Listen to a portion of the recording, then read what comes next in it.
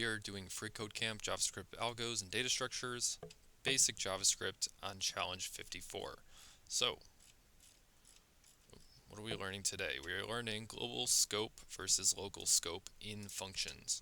So basically what this is trying to teach us is that it is possible to have local and global variables with the same name. When you do this, the local takes precedence. Okay, so in this example, we have a variable called sumVar, and it's equal to hat, and then we have a function, and within that function, we have that same variable name, but equal to head. Because we return that variable, string head becomes the present variable. So that should make sense based on the last two challenges we did. This one's global because it's outside the function, but because we're exporting this and it's the same name, it's going to take precedence over the global one. Okay, so for this example, they want us to add a local variable to my outfit and override the value of outerwear with the string sweater. Okay, so we have outerwear, we have a function called myOutfit, and it returns outerwear. So currently it would return t-shirt.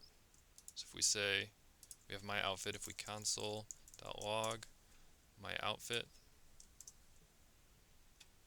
again, functions are equal to what they return, so it's returning t-shirt because that's what it returns. This is global, it can access it. But if we say const outerwear equals sweater, it will return sweater because this is local to the function and it takes precedence over the global one.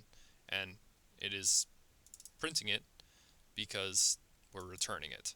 And again, we're logging the function, and the function returns outerwear, which is set to sweater. So that's what it's going to log because the function is equal to that return statement. It is important to note though, if we do a console.log here and we say outerwear, even though, I'm just going to hold off on this, even though we did override outerwear in the function, that was local to the function.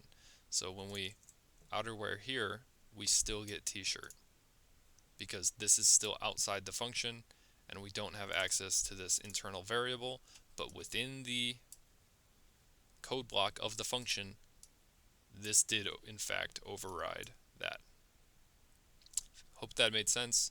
Hope you kind of understand local scope versus global scope now, and how local scope will always take precedence over the global. See you in the next challenge.